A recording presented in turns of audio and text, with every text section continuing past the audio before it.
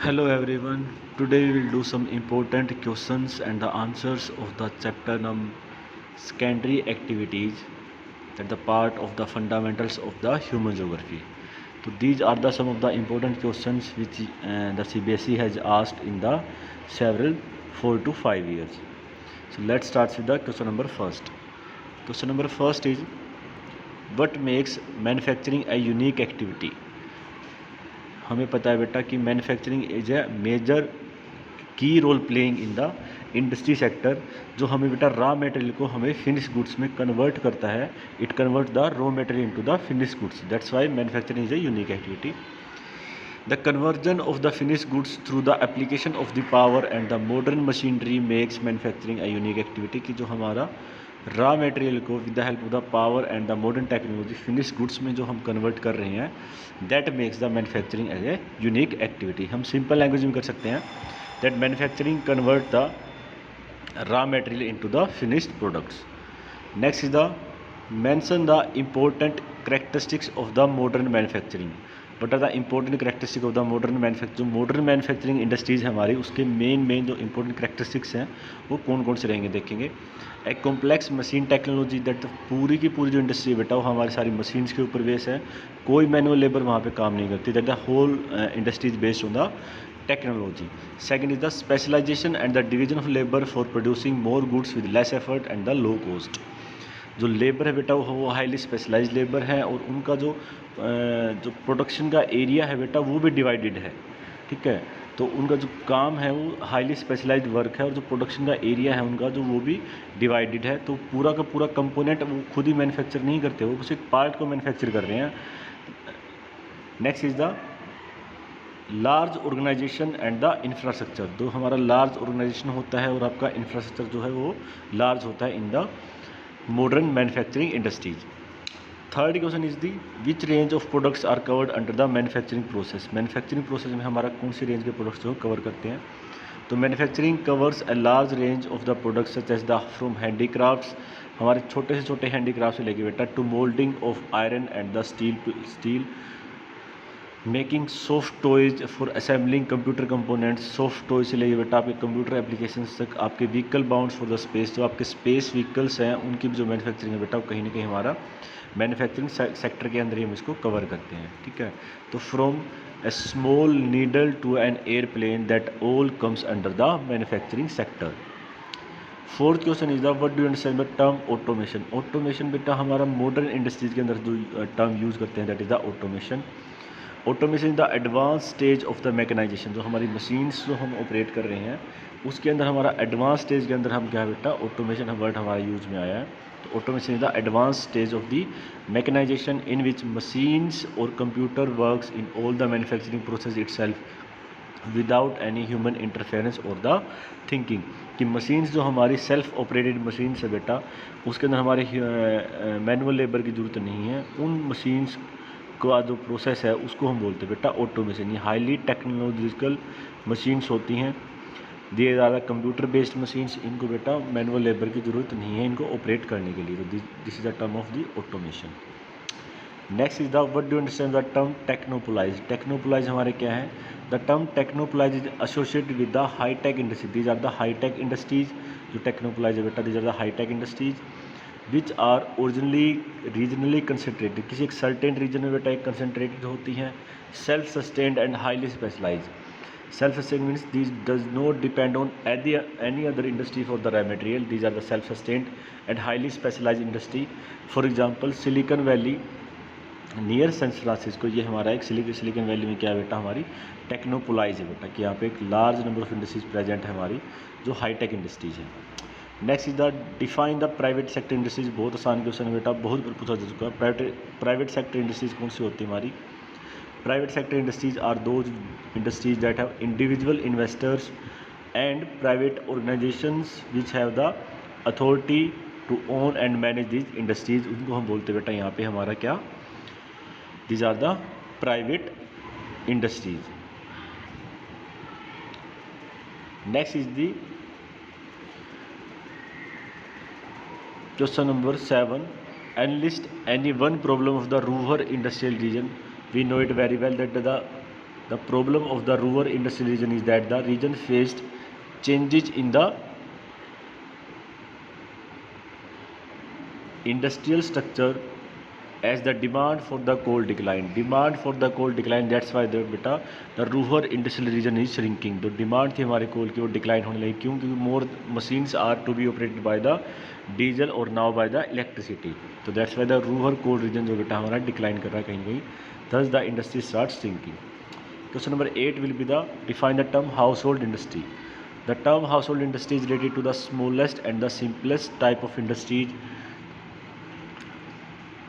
Indigenous industries, the artisans with the local raw material and the simple tools produce everyday goods. बेटा जो हमारी household industries हैं in which 1 or 2 labor is required and the local artisans with the local raw material produce the simple tools in the everyday life. जो everyday life बेटा जो हमारे local artisans हैं जो local हमारे produce कर रहे हैं goods को, that are the household industries.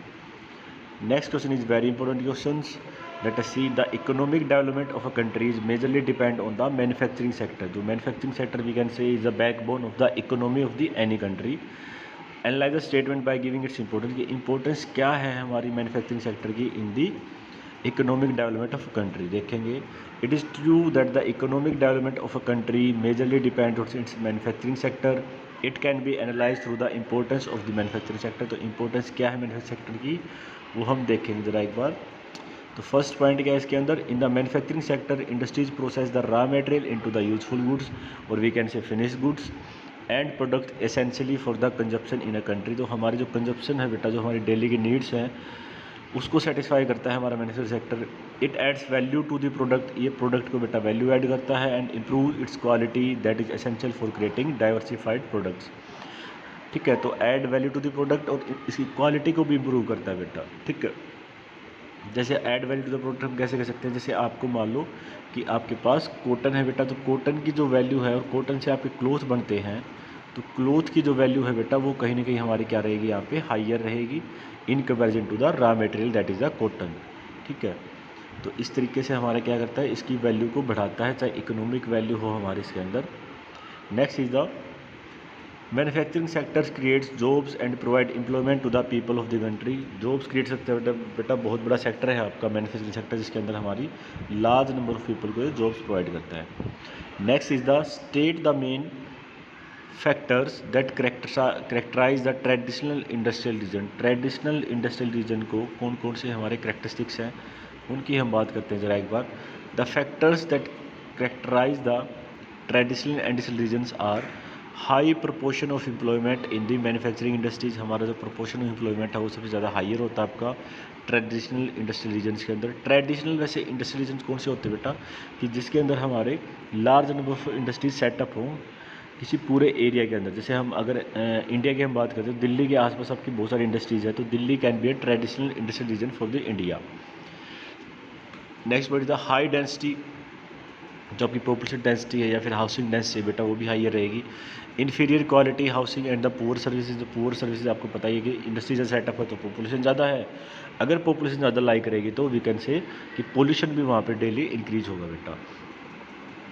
Unattractive environment example high level of pollution या वेस्ट हीप्स एक्सेट्रा. जो इन्वायरमेंट है बेटा वो भी आपका अनअट्रैक्टिव है.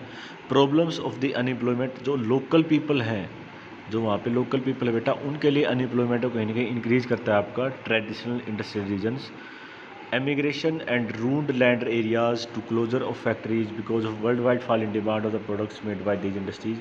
तो कहीं ना कहीं जब इनकी बेटा वर्ल्ड वाइड डिमांड फॉल हो जाती है आपके प्रोडक्ट्स की तो कहीं ना कहीं इनकी जब शट डाउन होता है तो लेबर के लिए बेटा बहुत बड़ी प्रॉब्लम क्रिएट हो जाती है जो इस इंडस्ट्री के अंदर काम कर रहे हैं. ठीक है. नेक्स्ट बेटा categorise the industrial based on the industries based on output और द प्रोडक्ट. आउटपुट और प्रोडक्ट के बेस पे बेटा हमारी दो टाइप की इंडस्ट्रीज हैं on the basis of output और द प्रोडक्ट. एक है बेटा आपकी बेसिक गुड इंडस्ट्री और सेकंड है बेटा आपकी कंज्यूमर गुड्स और we can say non basic industries. Basic industries कौन सी है बेटा. बेसिक इंडस्ट्री हम इसको और एलिब्रेट कर सकते हैं. What are basic industry. They provide raw material to the other industry. जो बेटा अदर इंडस्ट्री को रॉ मटेरियल प्रोवाइड करेगी that is the basic industry. इसका एक एग्जांपल हम कर सकते हैं आपकी iron and the steel industry is a type of basic industry. और जो कंज्यूमर गुड्स और नॉन बेसिक इंडस्ट्री आपकी वो कौन सी है वो आपकी सारी ऐसी इंडस्ट्रीज बेटा जो प्रोडक्ट्स डायरेक्टली कंज्यूमर को सेल करती है, डायरेक्टली कंज्यूमर को नीड्स को सेटिस्फाई करता है, दैट आर द कंज्यूमर और द नॉन बेसिक इंडस्ट्री। जैसे आपकी मोस्टली क्लोथिंग इंडस्ट्री है, आपकी इलेक्ट्रिक इंडस्ट्री है बेटा, सारी हमारी इसी के अंदर आती है। Next question is the state modern manufacturing industries are based on certain components due to which these are considered in the few places. यानी मॉडर्न जो मैन्युफैक्चरिंग इंडस्ट्रीज है बेटा, उनका जो वर्ल्ड वाइड डिस्ट्रीब्यूशन है वो इक्वल नहीं है, कहीं ना कहीं हमारा अनइक्वल डिस्ट्रीब्यूशन है मॉडर्न इंडस्ट्रीज का। ऐसा क्यों? Analyse the statement by giving suitable components या suitable examples we can say, कि ऐसा क्यों होता है। ऐसा जनरली इसलिए होता है बेटा क्योंकि कुछ फैक्टर्स काम करते हैं हमारी डिस्ट्रीब्यूशन ऑफ द इंडस्ट्रीज के, जो हमने चैप्टर में पढ़ा भी था। देखते हैं एक बार। It is true that the modern manufacturing industries are based on the certain components due to which these are concentrated in a few places in the world. This statement can be analyzed by the following components of the modern manufacturing industries. कौन कौन से component देखेंगे। First बेटा, the major input raw material is the major input. जो हमारा major input है बेटा raw material, जहाँ पे हमारा रॉ मटेरियल ज़्यादा अवेलेबल होगा, ज़्यादा इजीली अवेलेबल होगा, वहाँ पे हमारी इंडस्ट्री ज़्यादा सेटअप होंगी बेटा, ठीक है, क्योंकि उनको ट्रांसपोर्टेशन कॉस्ट कहीं ना कहीं कम हो जाएगी। The industries require raw material in the great quantity. Great quantity में हमें रॉ मटेरियल की जरूरत है। क्वालिटी और क्वांटिटी दोनों इंपॉर्टेंट है बेटा रॉ मटेरियल के अंदर। तो जहाँ पे रॉ मटेरियल ज़्यादा अवेलेबल होगा, इंडस्ट्रीज वहीं पे ज़्यादा हमारी सेटअप होंगी। Energy resources, the main sources of energy are coal, oil and the hydro power which are unevenly distributed over the space. कि जो हमारी आपकी एनर्जी रिसोर्सेज हैं, चाहे आपके कोल हो, चाहे आपका ऑयल हो, चाहे आपकी हाइड्रो पावर हो, सारे हमारे अनइवनली डिस्ट्रीब्यूटेड बेटा। तो एनर्जी रिसोर्सेज की बहुत ज़्यादा डिमांड रहती है आपकी फैक्ट्रीज़ के अंदर, इंडस्ट्रीज़ के अंदर। तो जहाँ पे हमारे एनर्जी रिसोर्सेज इजीली अवेलेबल होंगे, ठीक है, वहीं पे हमारे इंडस्ट्रीज ज़्यादा सेटअप होगी। तो हिस्टोरिकल टाइम पे, अर्ली टाइम पे तो हम कोल पे ज़्यादा डिपेंड थे बेटा, फिर हमारी डिपेंडेंस आई ऑयल के ऊपर, और अब तो ज़्यादा डिपेंडेंस किसके ऊपर है, इलेक्ट्रिसिटी के ऊपर, और वीकेंड से हमारी हाइड्रो पावर के ऊपर ज़्यादा डिपेंडेंस है हमारी इंडस्ट्रीज़ की। Third is the transportation facilities. Transportation facility, the modern industries require cheap and the over developed and the quick means of transport. Transport एक मेजर रोल प्ले करता है डेवलपमेंट ऑफ इंडस्ट्रीज के अंदर। तो transportation ज़्यादा जहाँ पे बेटर होगा, चीप होगा, हमारी इंडस्ट्रीज वहीं पे ज़्यादा सेटअप होंगी। इन थ्री के अलावा बेटा हमारे और फैक्टर, जैसे एक हमारा फैक्टर है आपका मार्केट की, जहाँ पे हमारी मार्केट अवेलेबल ज़्यादा होगी, बड़ी मार्केट होगी, इंडस्ट्रीज वहाँ पे हमारी ज़्यादा सेटअप होंगी। एक हमारा इसके अंदर आता है आपका गवर्नमेंट पॉलिसीज आती है बेटा, कि गवर्नमेंट अलग अलग स्टेट की डिफरेंट पॉलिसीज़ है, तो वहाँ पे हमारा इंडस्ट्रीज ज़्यादा डेवलप होती हैं।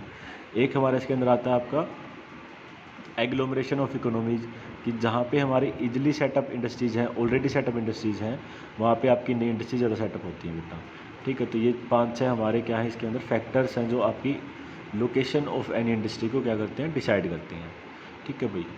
नेक्स्ट क्वेश्चन है, what makes the hitech industries in the advance in the world. तो हाईटेक इंडस्ट्री को एडवांस इन द वर्ल्ड में कौन कर रहा है। Explain this by giving the important characteristic of the hitech industries. Hitech industries के हमारी क्या क्या करेक्टरिस्टिक्स हैं उसकी बात करेंगे। Following characteristic make the hitech industry advance in the world. First क्या है, this the production of advance scientific and the engineering products with the use of intensive research and the development. यानी जो भी हमारा प्रोडक्ट आज market में है बेटा, वो हाईली इंटेंसिव रिसर्च और डेवलपमेंट के अंदर से आया है। उस प्रोडक्ट के ऊपर बहुत अच्छे से काम किया गया है इंजीनियर्स ने, तो एक बेस्ट क्वालिटी प्रोड्यूस करते हैं इंजीनियर्स, जिस वजह से हमारी हाईटेक इंडस्ट्रीज बहुत ज़्यादा एडवांस है। ये तो हम एजुकेशन की वजह से कह सकते हैं। नेक्स्ट है, the work force in the hitech industries be consist by highly skilled specialised work force.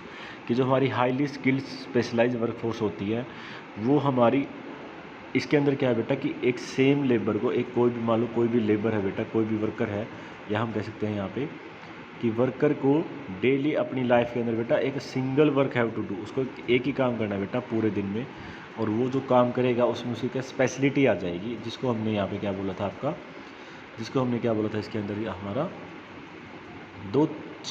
हमारा चेन प्रोड्यूसिंग जो सिस्टम है बेटा, वो हमारा इसी के अंदर आता है, ठीक है भाई।